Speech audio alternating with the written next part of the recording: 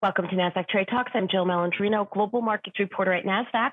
Joining me is Andreas Lundell. He is a Product Manager for Nasdaq CSD Solutions and eVoting.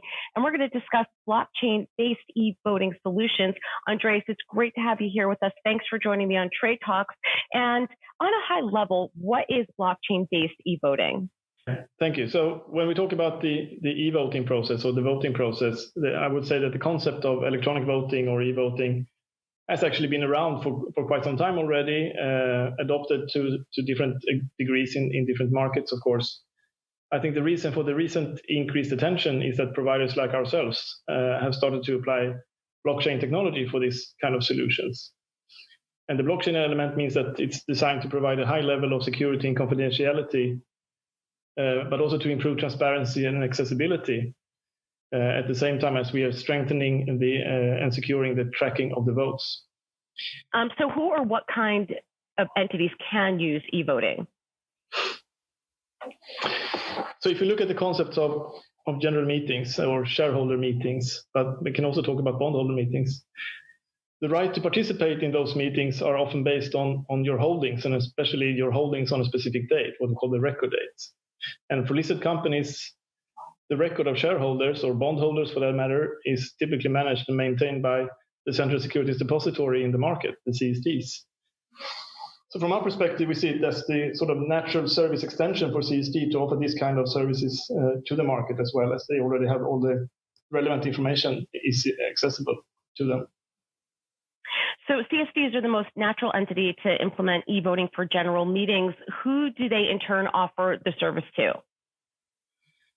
Yeah, it's a good question. I would say it may depend a bit on the specific characteristics and business models in the market. One example is where we have sort of the beneficial owner structure in the market, where the CSD have the beneficial owners directly on accounts in the CSD. And in those cases, it may be more natural for the CSDs to actually offer the service directly to the listed companies. There might be cases where you have a strict sort of omnibus structure where sort of intermediaries hold securities with the CSD on behalf of its clients. And there you could argue that a business model where you provide the service to the custodians or the intermediaries is working. But I would say that the most common way would be to offer this service to the listed companies. When CSDs have implemented e-voting and offered it to corporates, what does e-voting enable for the financial ecosystem? So if CSDs and then eventually the listed companies open up for this kind of remote voting, I think it would dramatically change the turnout and the participation rate at the general meetings. And I would say that there are two main benefits that I would like to address in this respect. For many years now, there's been a lot of talk and discussions about corporate governance, and I think this sort of facilitating participation in general meetings would strengthen the corporate governance culture in the market. Secondly, I think it will also improve transparency, which is also a very important feature in the market, both in terms of identifying the shareholders.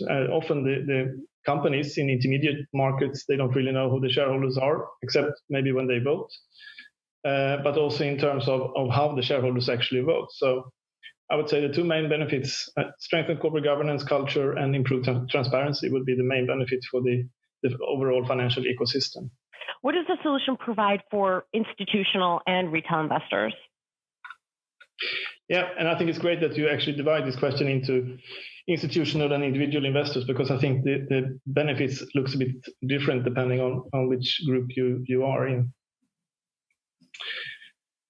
So in the addition of the general benefit of simplified participation, I'd say that the main benefit for the institutional investors is possibly to get rid of as much as possible of the cumbersome and often physical process of power of attorneys through the different levels of intermediaries that are currently in place. For the retail investor, I would say that having one portal, one application through which you can actually access and vote and interact with all the different general meetings and companies where you have holdings is the main benefit. Instead of having to browse around and access the different companies' websites, you can actually have one portal where you access all the different meetings. How ready are the CSDs and, in a larger sense, the financial ecosystem for these types of technologies? I think when discussing the readiness of the market and the CSDs, I see it as twofolds. There are the readiness from a technology point of view, but also the readiness from the business point of view. And when it comes to the readiness from a technology point of view, I think CSDs are among the participants or the players in the market infrastructure world that have come the furthest in terms of evaluating how DLT or blockchain could actually support them and help them in bringing more efficiency to current processes and maybe also bringing in new services. So from a technical point of view, I would say that CSDs, they have already passed the sort of proof of concept and R&D stage and are quite ready to embrace this kind of technology. Then we have the business side of this as well, and I think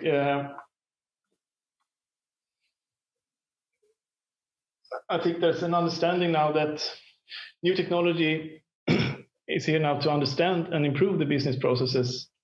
And I think voting is an excellent example of where you can sort of use new technologies to support what has historically been a cumbersome process. So in general, I'd say the industry is well prepared and ready to implement the kind of solution. What is needed now for wider adoption? So exactly, as I mentioned, I think the market players, the CSDs, are ready both from a business and technology perspective. But what I understand from discussions with CSDs around the world is that they are currently engaged in discussions with regulators in order to create sort of the kind of legal framework that is needed for these kind of services. So beyond technology readiness and business solution readiness, you also have to consider the legal local sort of regulations. There's a great interest among the regulators, both in terms of improved business processes, as well as the adoption of new technology. And with the new pandemic situation we are right now, imposing restrictions on gatherings such as general meetings, these discussions have been further intensified the last couple of months, I would say. So for wider adoption to happen, we will need to see three things coming together: technology readiness, business solution readiness, which I think that we are quite well advanced in, and regulation to support the use of eVoting. So we need, in the different markets, they need to continue the dialogue between technology providers like ourselves, the CSDs, corporates, and regulators to find solutions that are beneficial for the entire financial ecosystem. And Andreas, to wrap up here, any thoughts on how the landscape of e-voting or distance voting will look in a few years? I think in general that we will see more and more of sort of digital solutions to activities and processes that are currently done in person. And this will be valid also for the participation in voting at general meetings. And I think we see in general in society, we are getting more and more used to handle important and even legally binding activities electronically.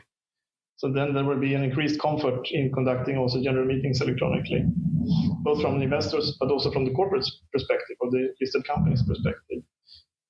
So yes, I think the future looks promising from electronic voting, and I think we will see more and more of that the next couple of years. Okay, Andreas, thanks so much for joining us on Trade Talks. Thank you. All right, thanks for joining me. I'm Jill Malandrino, Global Markets Reporter at Nasdaq.